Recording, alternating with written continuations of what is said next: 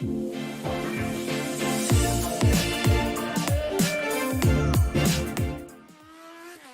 are listening to Know You're Crazy. My name is Susan Denee. We all have crazy. What separates us is how we choose to deal with it. I'm going to be delivering engaging and actionable tools to own your crazy, treat your crazy, and turn it into your own superpower. I hope that you walk away from this show feeling the power and strength within you. And never forget to enjoy your journey because you are worth it. Hey everyone, welcome to the Know You're Crazy show. My name is Susan Denee, and you are listening to Emotional Recovery in the Raw. And let me just say, it's a good day to be sane. It's a good day to be sane. I have a new term I was reading up on these last couple of weeks. Anything with psychological, emotional, spiritual growth, I'm a geek for, which is part of the reason why I do a show on emotional recovery in the raw. The new term, I picked up a couple new terms, not only the one that the show is on today, but there's another one, and it's called cognitive ease. And cognitive ease is where you feel something or you perceive something pleasant, and therefore what follows for the rest of your day usually will be prone to feel pleasant also. It's really, when you think about it, it feels a lot like common sense. I compare that to, well, my own personal life, but talking to an audience or presenting to a large group of individuals, assuring them that whatever's going to happen in the next hour, the next couple hours, whatever it is that I'm doing, that they are on the right track, that they are doing well. And I'm here to do that today with you, to put you into a state of cognitive ease that anything and everything that is be coming into your direction recently, you have been doing well at. Sometimes we forget how well we do at life. We can get caught up in the minutia of not having our expectations met. We can get caught up in the minutia of other people's expectations of other people not being met. There's a lot of minutia out there, but as we put one foot in front of the other every single day, we are doing well. And I just wanted to remind you folks of that today before I get started on this topic, because I had to ask myself, when I come across a new term or I come across something that really resonates with me, I like to turn it inward and say, how does this apply to me? How well am I doing at this? How well am I putting my family at cognitive ease at the end of the day? How well am I putting my family at cognitive ease in the morning? How well am I putting my audience at cognitive ease with the content that I put out there? Do they feel capable? Do they feel loved? Do they know that growing is a process? It does get uncomfortable before it gets better, but the willingness, the grit that requires to continue to move forward for a new experience in life, to attract new joys, to remember that we are in this lifetime to experience joy and fun and not put all the drudgery and trudgery or whatever all in front of it. Yeah, we got to be reminded of why we do this work and why we continue to suit up and show up. Often in the rooms of recovery, we'll ask ourselves, why do we continue to go to meetings? Why do we continue to do this? And it's really about, for me, maintaining a state of spirituality that will continue to feed me, be there for me, that I just thrive on. And with my own beliefs and my own life practices, that's kind of my core. So I like suiting and showing up because it's a reminder to me there's more to be had. The only thing that can block me from my own greatness or my own joy or love to my family, genuine, authentic appreciation for other people in my life is my own crazy. It's my own crazy. That's the only thing. That's all. Just a little bit of crazy. If you're joining me today, I hope that you're having a fantastic day. If you're not having a fantastic day, maybe you haven't even had a fantastic week, then let me go ahead and remind you that that day up to this point, that week up to this point, it's over, it's done. The only time it relives in your consciousness is if you choose to go back and pull it back up into your consciousness. Otherwise, it is over, it is done, it's a new moment, it's a new day, it's a new opportunity to experience life in its fullest. And that's why I do this show, because when we get our crazy in the way, we sometimes wonder, or we where'd that come from, or who's doing something to us? But ultimately, the only thing within our hula hoop that we can control is us.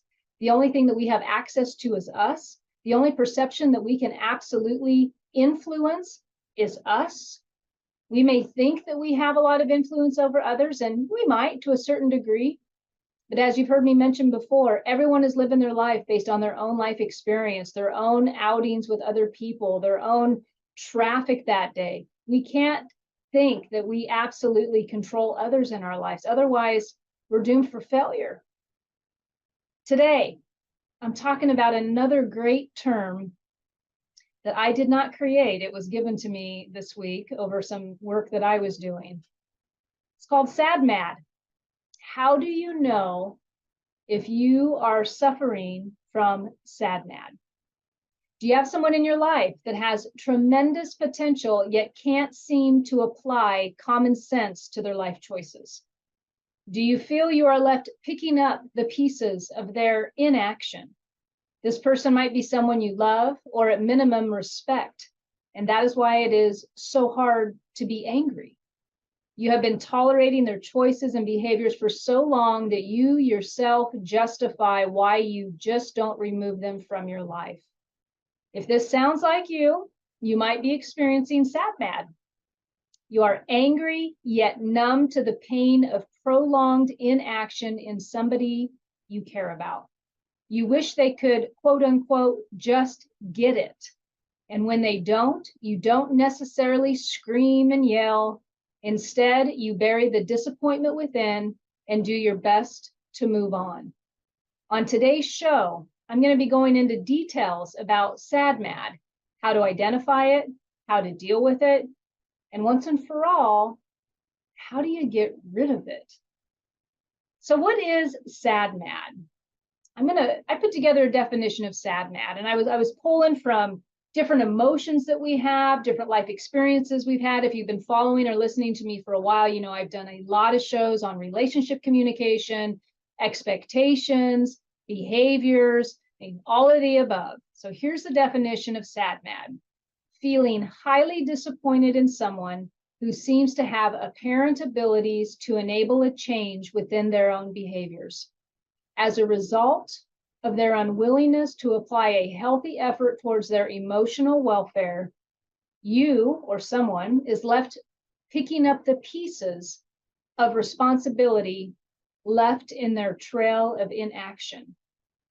I'm going to read that one more time because I think a lot of us experience this and we haven't quite put our finger on it.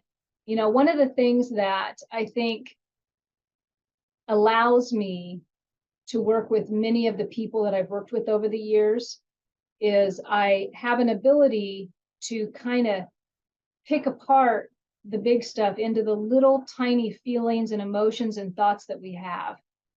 And sometimes we know we feel something, but to articulate that and to put that into words is a whole other ballgame. So I'm going to read this definition one more time to make sure that you understand what I'm saying. SAD-MAD is the feeling of high disappointment in someone who seems to have apparent abilities to enable a change within their behaviors. But because of their unwillingness to apply healthy effort towards their emotional welfare, someone is left picking up the pieces of responsibility left in their trail of inaction. All of us get tired of tolerating someone who won't help themselves. Are you tired of somebody in your life who appears to not be helping themselves? It's tiring to continuously protect the innocent from someone else's dysfunction or bear the burden of being the only one witnessing the dysfunction. For example, if you are an individual who believes in thriving and growing, emotionally, spiritually, physically, mentally. If you are somewhat like me, maybe not as geeked out about it as I am, because I just thrive in this world, in this environment of growth, of emotional and mental growth, but you are someone who consistently seeks to do better. You are someone who shows up with your best effort, your best foot forward. You pause before reacting sometimes, maybe to a fault. You overly focus on what other people are going to think or feel as a result of your actions. You might even overly focus too much that you've been robbing yourself from your authentic self. If you are that person, then sad mad is likely going to really resonate with you, because we get tired of tolerating other people's behaviors when they will not help themselves change. And when you are somebody who focuses on change, and you are someone who puts the work in, and yet you have to witness someone who's not, in your opinion, I will always say in your opinion, because we all have our own growth pattern. But for the most part, you are in a cycle of witnessing somebody's inaction in their life. And as a result of their inaction, you face a responsibility of picking up the pieces. Maybe you're having to protect the children from X, Y, and Z. Maybe you're having to decide between, do I say something, do I not say something? Do I confront this or do I not confront this? What is the right way? What is the right way to be? Your values will want to do something, and yet you'll see their behavior not follow values of yours, and you're wondering, where do I pick up the pieces on this? How do I continue to show up and tolerate and love, and maybe not even love sometimes, but continue to show up and carry this burden of their inaction? Over time, that feeling of putting your best foot forward for somebody in your life who is in a state of inaction can wear you down, and it can build up resentment. And that's the mad part of it. Ultimately, time after time of stuffing hurt feelings can lead to depression, anxiety, and a loss of self. That's where we lose our authentic voice. We don't know what to confront. We don't know what not to confront. The witnesser themselves, you, whoever's witnessing this, carries an emotional overload in an attempt to keep the sanity of all who are affected. This rings really true for people, well, in my opinion, for folks who may be raised in an alcoholic home or a home of dysfunction, where one, the witnesser is identifying and understanding and spotting the dysfunction. It can feel alone. You can feel as if nobody else understands. You might have things said to yourself like, why can nobody see this? The burden of responsibility will feel that it always falls on you. And yet, you remain in a state of practice, like good composure. You don't lose your crazy all over everybody, because it's withholding. You have enough discernment to understand when to output the hurt, when not to output it, when to say something appropriate, when not. You've got radar brain going on all around you. You're understanding who's in the room, who's not in the room, who's being affected, who's not. If that is you, and you've been doing that for a while, in any relationship in your life, this can show up at home, this can show up at work, it can show up within friend groups. Just ask yourself, if you have been experiencing this and you haven't had a way to let it go yet, you might be carrying what I would like to say is sad mad. Sad mad. When I come back from break, I'm going to be going over all kinds of things about sad mad. How do you further identify it? What are the types of people that might be suffering from this? And then further on in the show, I'll be talking about the different things behind the sad part of that, and the different things behind the anger part.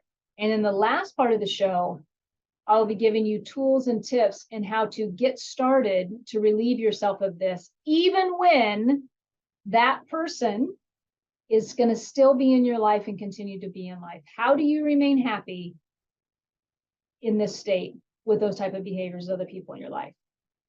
That's what I will be covering when we come back from break. I hope you stick around. I'm excited for this show today. I know it may sound like a show you don't want to be excited about, but it's exciting when you are diving in and figuring stuff out and understanding how to bring more peace into your life.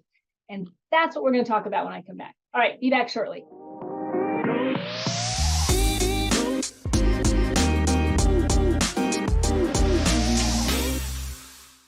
Hey everyone, welcome back to the Know You're Crazy show. You are listening to Emotional Recovery in the Raw. If you join me for the first 15 minutes of this show, then you know that we're talking about, or I'm talking about sad mad today. What is sad mad? It's when we are in a position of having to witness someone else's behavior, someone who we know has potential to do better, but they just are in action. They're just not into change. And as a result of that, some of us may be left, or you may be left feeling like you're carrying the burden of responsibility due to that person's inaction. Maybe it's someone who needs some professional help, but they just won't reach out and get it. And in the trail of that professional help, there might be friends affected by that person's emotional state. There might be children affected by that person's emotional state. And you, as the witnesser, is taking all this in and watching and witnessing and maybe doing protection and constantly monitoring yourself. And what should I say? How should I show up so that these people aren't maybe affected by this person's behavior?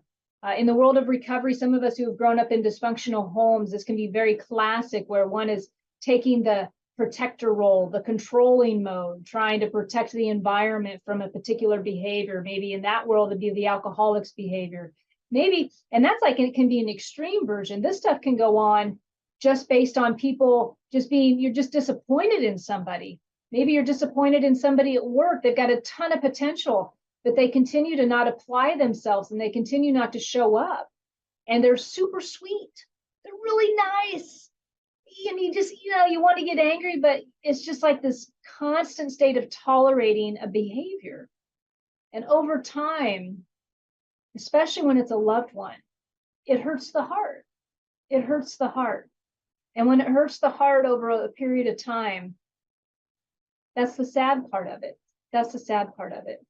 So what this brings me to in this next part of the show, talking about sad mad, is if I was to do an equation on sad mad, I would say disappointed plus burdened with responsibility plus frustration equals sad mad.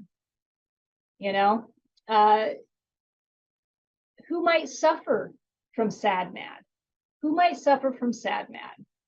Single parents who can appreciate the good in their exes, the parent of their children, but they continue to carry the heavy load of emotional safety for their kids because the other parent doesn't create a safe emotional or maybe physical environment for them.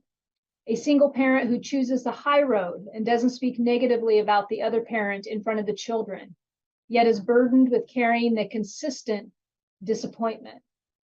This can also be shown in household when the parents are married, but one doesn't contribute to the family system as much as the other. Feelings of jealousy over lack of free time, inconsideration, feelings of being inconsiderate, and effortly inequality. It's not equal. It's not fair. Underlie the relationship. One person in that relationship may be suffering from sad mad, a lot of disappointment. Another person who might suffer from sad mad might be anyone struggling with a family member or close relationship, losing their life to addiction or alcoholism. Things one might feel or say when feeling sad mad. I know they can do better than this. Sometimes they come around and I remember their good side. Where did it go? I have no control over them. I can only do me. Why don't they see the damage they are doing? It is so obvious.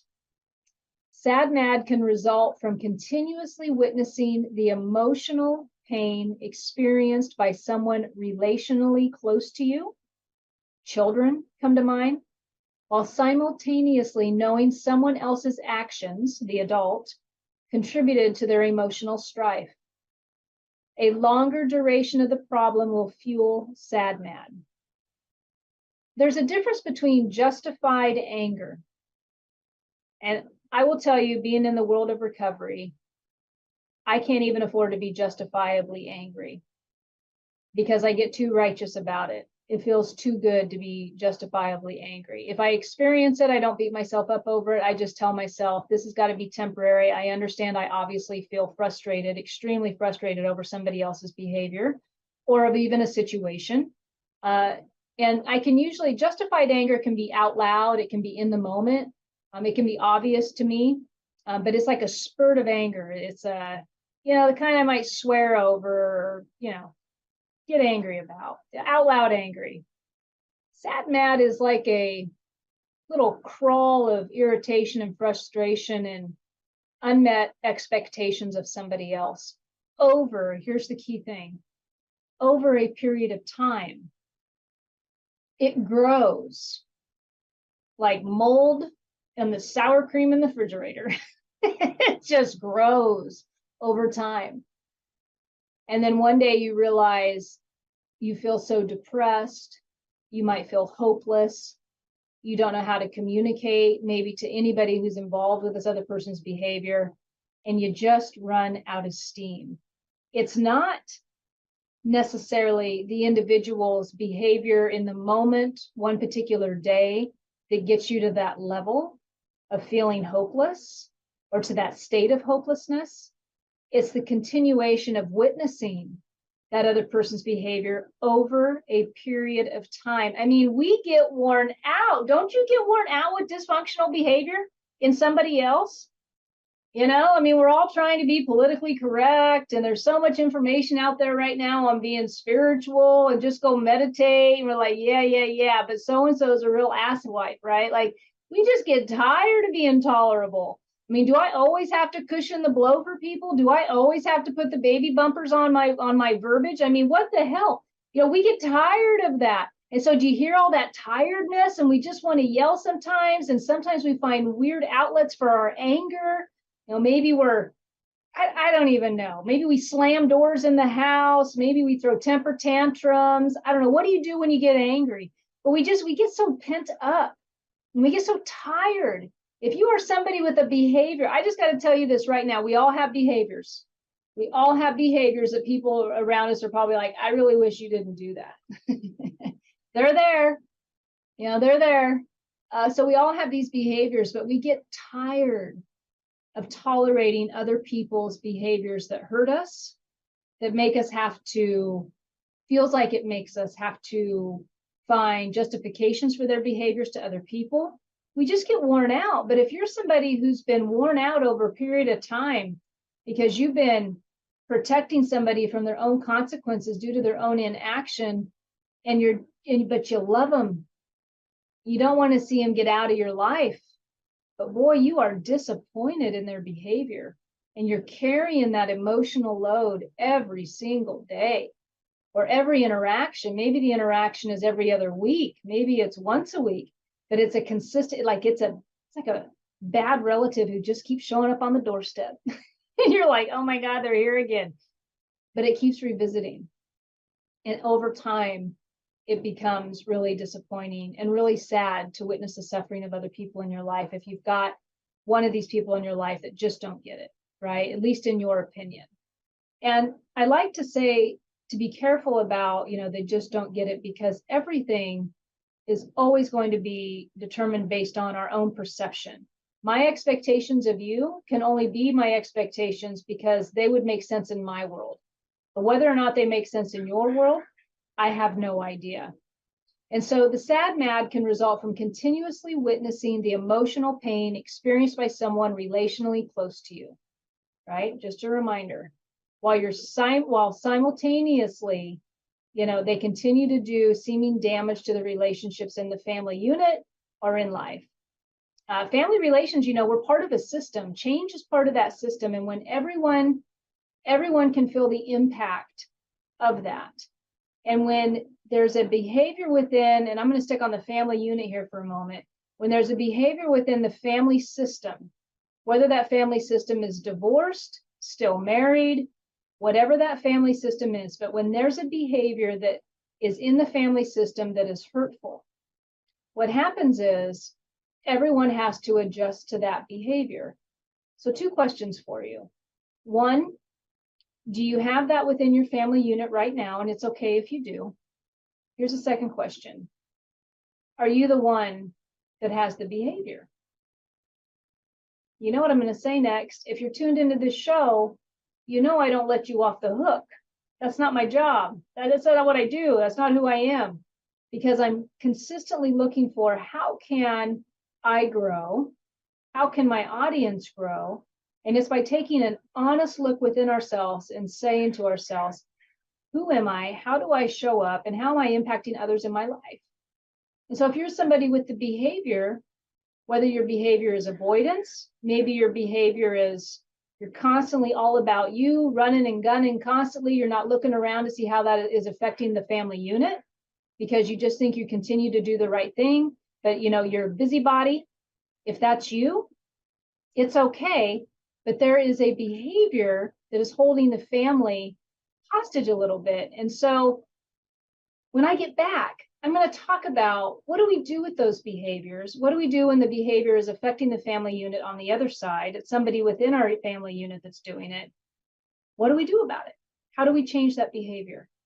So if you're still tuned in with me and it's not too heavy for you today, I will be back here shortly and I will dive into some more information on SAD/MAD. Be back shortly.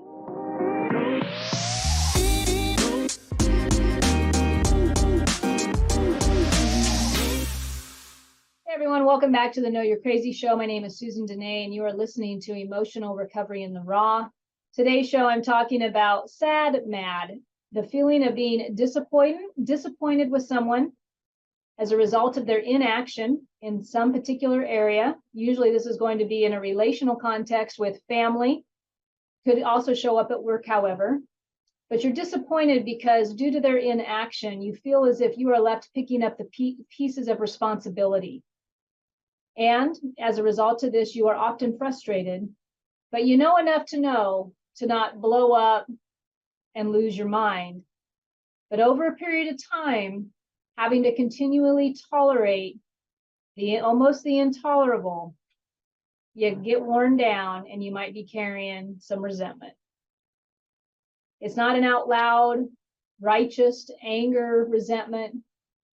And that's why the word disappointment, I think, fits so appropriately when talking about SAD/MAD.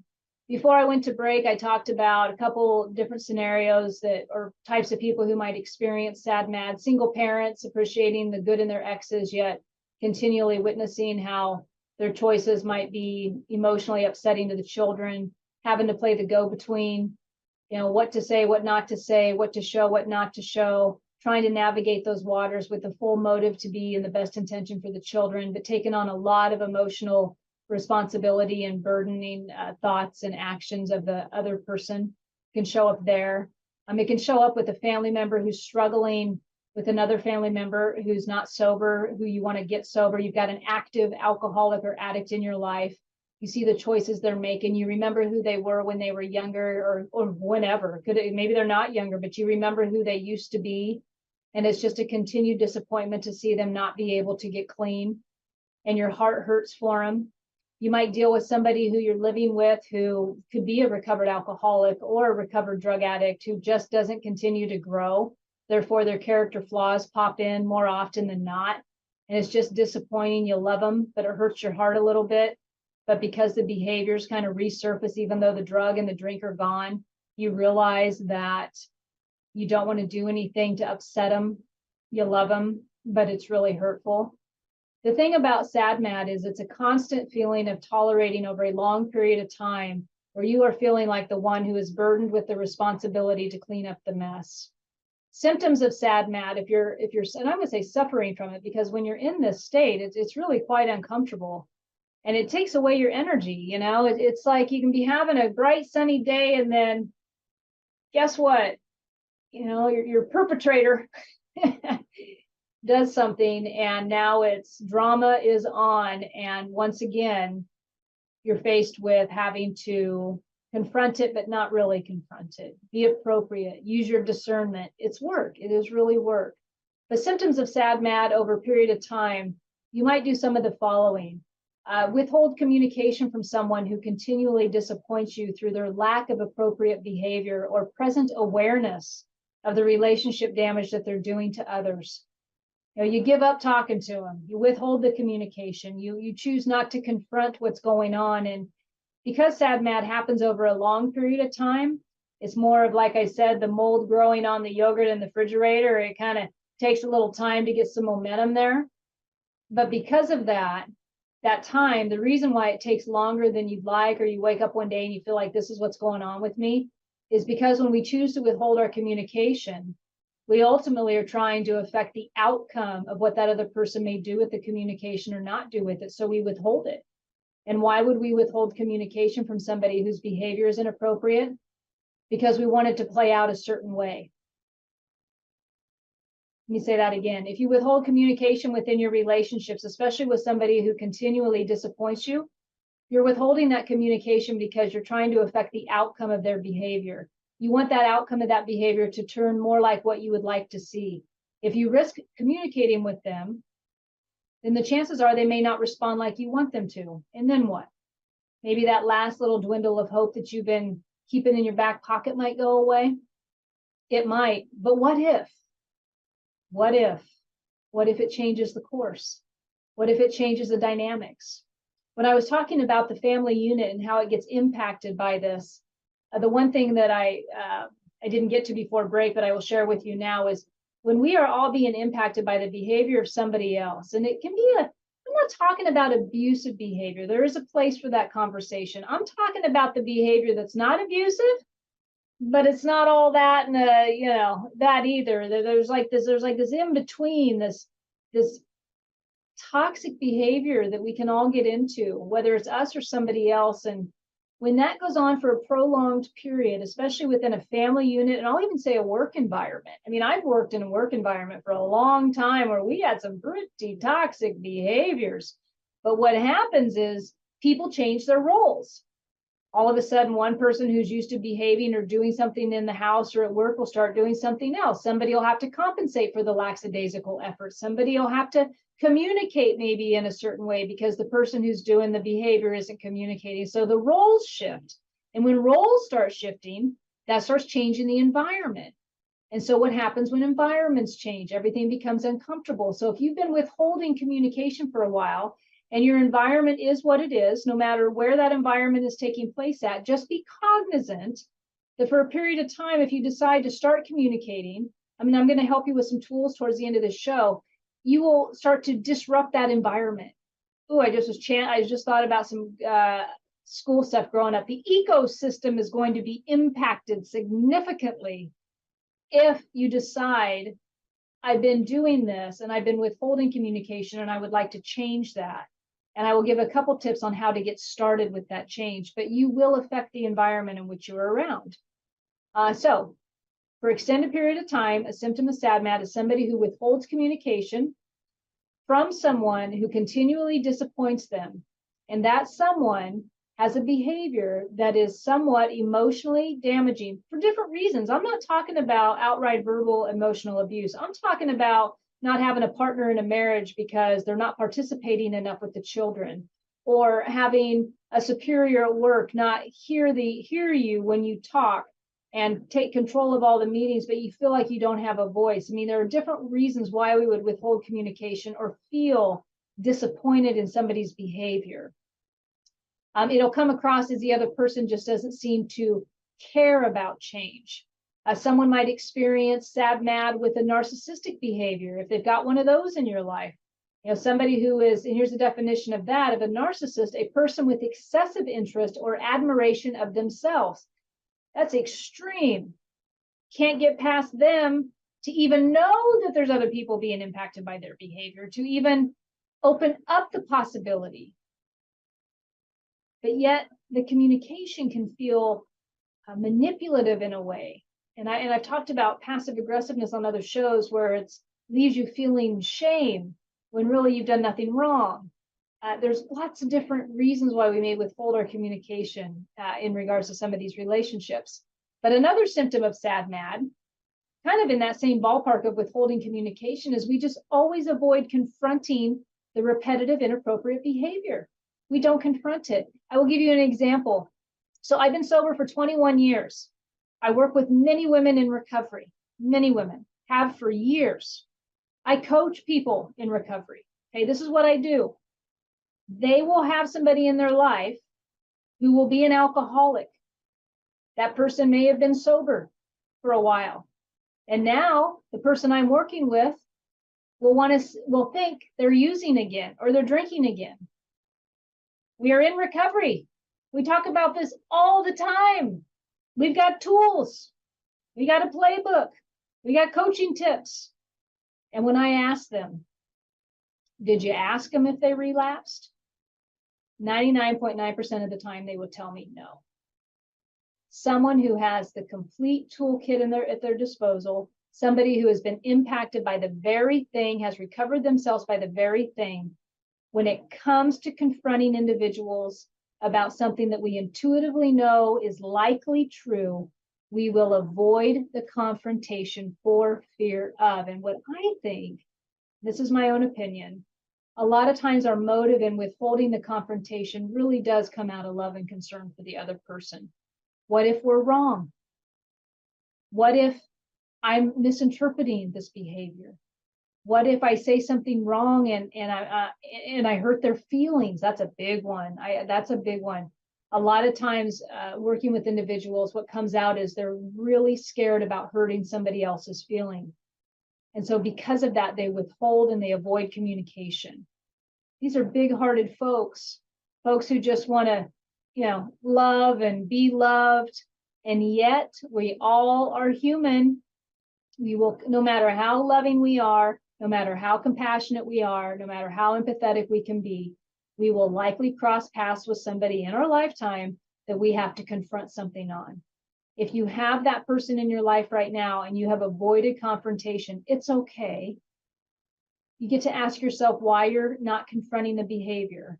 Because like I just shared, even some of us who know, who have the playbook, who have the script, will still not confront for fear of being upsetting to somebody else. Another symptom of sad mad, someone who might arrange the scenarios to protect the hurting victims, hoping less exposure to the dysfunction of the other adult will lighten the emotional pain. So if I'm on let's use the analogy, a movie set, I'm going to be in here arranging the lights, arranging the curtains. I'm going to arrange the whole show because this one behavior of this person that I won't confront may affect everybody else in the show. So I'm going to arrange the lights. I'm going to arrange the script. I'm going to fix it all. That's a symptom of sad mad also. So while I'm rearranging the scenarios, I'm setting the home up a certain way, or I'm setting the work environment up a certain way. I'm running a meeting with a certain way. I'm leaving somebody off an email string just because I know they won't like the outcome of this meeting. I'm protecting so-and-so by not seeing somebody else on this email. I'm purposely making changes to the dynamics because for fear of somebody's going to be left feeling uncomfortable or fear of. So if you're an arranger, I like to call them, if you're an arranger, you might have some sad mad going on because all those times that you're arranging all these pieces, that's a lot of work. Who's the burden of responsibility? Now you're signing up for that responsibility, by the way, but the burden of responsibility will feel like it's falling on you based on somebody else's behavior. Okay. Another symptom, the inability to let go. If you're suffering from sad mad, you might find it difficult to let all parties involved have their own experience with the dysfunction. One of the best things ever said to me in a divorce situation was when I wanted to get all uptight about a certain thing that was going on in my ex-husband's household. And my mentor at the time said, "Are your children being abused?" And I said, "Absolutely not." And she said, "Then it's none of your business." I was like, "Oh my God, are you sure it's none of my business? Are you sure I can't try to arrange some lights in his house even though I'm not there?" No, that's not the way it works. I had to learn to let go. What is in my hula hoop? What is in somebody else's hula hoop? My hula hoop's right here. My hula hoop involves my roof, my life, my choices. Your hula hoop involves your stuff. I have a right to be in my hula hoop because it's my life. But as soon as I start trying to hula hoop in your hula hoop, what happens? We don't hula hoop so well, do we? Now the hula hoop falls to the ground. It's all over the place. Got to stay in your own hula hoop. And we do that by learning to let go. We will hang on to things because we're trying to do that protection thing. We will hang on and not let everybody have their own experience. If you are someone in the household or at work and you always have an opinion and you always interject that opinion and you have a hard time, you find it difficult to just sit and listen you might have a hard time letting everybody else have their experience. The other reason you might do that is because you yourself are having a hard time with the experience. And instead of sitting still and processing the experience and what the feelings are and the emotions are, you verbally vomit instead and try to fill a void of silence. Letting go, there's books written on letting go. Letting go can be challenging, but it's possible. And I will tell you, I will share with you, not tell you, I will share with you my experience with letting go has been some of the most freeing experiences I have had in my life, because when I learned to completely let go, oh my goodness, I stopped worrying about what you were doing. It didn't matter no more. It didn't matter no more. I let go of your behaviors. I let go of what I thought your reasons were. I could analyze all damn day about what I thought was going on within you. I let all of that go. I no longer needed to have my input. I could just let the household be the household. I didn't have to have a comment on everything. Letting go is a powerful, powerful thing. But if you're suffering from sad mad and disappointment mixed with anger, you likely might have some areas that you want to let go of. And then the last one that is a symptom of sad mad is a suppression of frustrated expression. I'm going to do a whole show on suppression and expression. I think I'm going to do that next week, actually. But suppression of frustrated expression, you're attempting to avoid fueling the pain already caused by some dysfunction behavior of somebody else. And so you're constantly suppressing. So what have we talked about here? Ultimately, we are all meant to express. We think about expression sometimes, and I believe that we put it in this category of creativity, like art expression.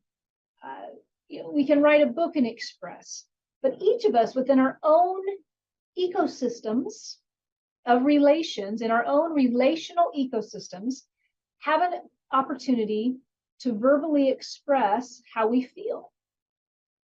Many of us, either one, don't identify the emotions, we don't know where they're coming from or what this feeling really is. We got like 3 words we use to identify our feelings: sad, mad, angry. Or, maybe that doesn't make sense. Angry, frustrated. Okay, maybe you got 4 or 5. But that's it. If you Google emotional words, you're going to find you're feeling all kinds of stuff that you never identified with. But we withhold. We do that withholding. We do the non-confronting. We do the suppression. And then we ask ourselves, we wake up one day and we say to ourselves, why am I so unhappy with my relations? Why isn't so-and-so not doing what I want him to do? Or why don't I get any help around the house? Or, right? And we've missed somewhere in our communication. We've missed the opportunity on how to authentically express. And there's this key component with people. It's called talking. And learning how to talk and appropriately talk and accurately share. There's a whole thing there. So if you have been avoiding, stuffing, suppressing, and you have somebody in your life that you are sad mad with, let me just say there's a lot of hope for you. And there are things that you get to do for you to let go of this. Like literally, I will show you some things to let go. If you haven't heard me say the word enough, disappointment, I'm going to touch on this and then I'm going to go into the tools as I wrap up the show. Where is sadness and disappointment in sad mad? So I'm just going to cover a couple things here because I found it really interesting. So sadness is also inward desolation, anguished misery or loneliness. But sadness in its purest form is essentially about resignation. Resigning can feel like giving up hope. When we let go, when we completely surrender and let go of something, it is absolutely normal to feel sad about that. We become addictive to even stuffing our own feelings. How we show up in relationships. We have our own patterns that we are accountable to, not just the person that you're disappointed in. You got a pattern in that relationship also. And as we change our patterns, as we start digging up things, we can feel sad. We can feel really sad about letting go. And we can feel more sad if hopelessness is kicked in there. Falling into a state of acceptance, of 100% acceptance of people in your life, can feel very sad. Acceptance doesn't mean that we have to be filled with disappointment, or we have to be filled with agreement with another person's actions. It just means that we cease fighting it. We cease fighting the behavior of somebody else. We look within and we find a new way to deal with us in that situation, to take care of the sad mad. A particular circumstance or a particular scenario will trigger sadness. A sadness typically occurs when we react to the unwelcome knowledge that we've lost someone or something important. Boy, this can really ring true with addiction and alcoholism. When we feel the essence of their spirit, their soul, their sanity has been lost, whoo, there's some sadness involved there. When as somebody who's witnessing that world, and we have to completely let go and surrender to that, there's a tremendous amount of sadness and grief that can take place. The other interesting thing is studies have shown that people who feel sad are also more accurate in the way they view their own abilities and performance, and are also more thoughtful and less biased in their perception of other people, which in a nutshell says, if you experience sadness, you are experiencing discernment for another individual. And that also means if you have the capacity to discern and show some empathy and some compassion, that there's a silver lining in your confidence that already exists. Because somebody who can at least experience sadness for somebody else, or even experience the disappointment, has a good foundation somewhat of where their moral barometer is how I would explain it. Now, this next one I really loved. Disappointment. Disappointment is the emotion experienced when faced to reward prediction errors. Okay, let me reword that because I had to wrap my head around that one a couple times. So disappointment is the emotion experienced when we are faced to deal with our own high expectations of somebody else. And I will say high. There are scenarios where you think that there are logical expectations, but if you are justifying your expectations, saying, well, don't they just get it? If they're not behaving in the way that you think they are, no, they're not going to get it according to your expectations. Disappointment is when I have an expectation of you and you continually fail my expectation.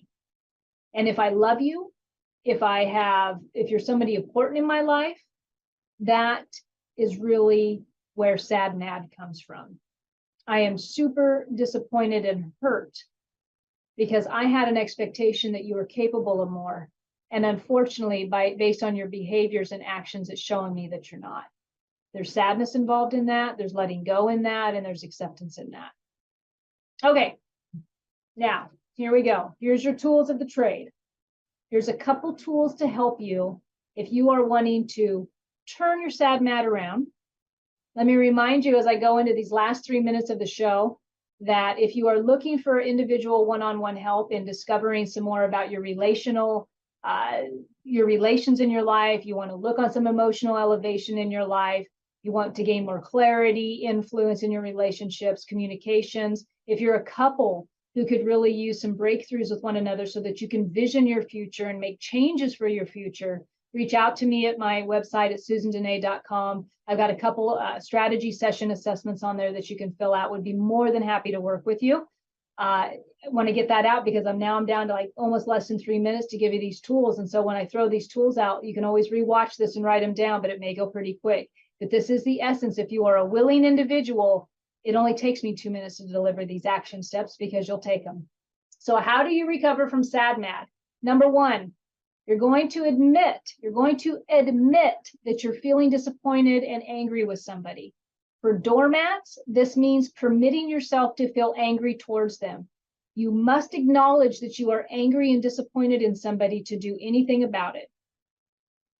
You have to be able to become intimate with your sadness emotion and your disappointment emotion. You don't have to stay there. You don't have to stare at it, but you got to admit it. You have to realize that there is a disappointment within you and anger towards somebody. Okay. Number two, you're going to find a way to express your frustration. You're going to journal, maybe paint something, hit a pillow, take a walk, take time to process how angry you are. Take a step out of your environment and allow yourself to reflect about this role that you've been playing, about these emotions that you've been having. An outlet for your anger will be useful. If you're a doormat, find a way to get that anger out, because doormats, we suppress a lot when we're in a doormat state.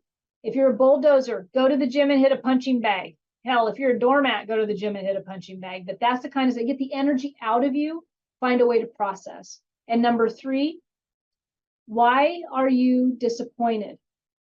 You gotta take a whack at the expectations that you have set with this person. The disappointment is about your expectations being too high. I know you may not want to hear that. I know it may sound like they should know better, but they continually show you that they do not. What would you have to do or say for yourself to lower your expectations of that individual? Are you able to come back and say something to yourself to lower those expectations? Things like, I trust they're doing the best that they can. Because they continually show you that right now, today, that is the best they got. Right? Their life is none of my business, and I'm okay with that. I get to learn how to stay in my hula hoop. I can do this. You hear it? What can you learn about your expectations? What is the phrasing that you can tell yourself to overcome them? All right, those are your 3 tips for helping you deal with SAD/MAD. I hope you enjoyed the show today. If you'd like more information on that, or you'd like to work with me one-on-one, please check out the website at susandenee.com. You can also check out any of my social media, my YouTube channel, Instagram, LinkedIn, a little bit of TikTok, not a lot. I should do more, blah, blah, blah. But anyways, feel free to message me. I'd love to get in contact with you. Have a fantastic day. It's a good day to be sane. Take care. Bye. You have been listening to Know You're Crazy. Crazy. And my name is Susan Denee. We are identifying, understanding, and treating your crazy one episode at a time. Tune in to transformationtalkradio.com. To connect with me or Growth Spurt Your Life, please visit susandenee.com. That's Susan Denee, DENEE.com.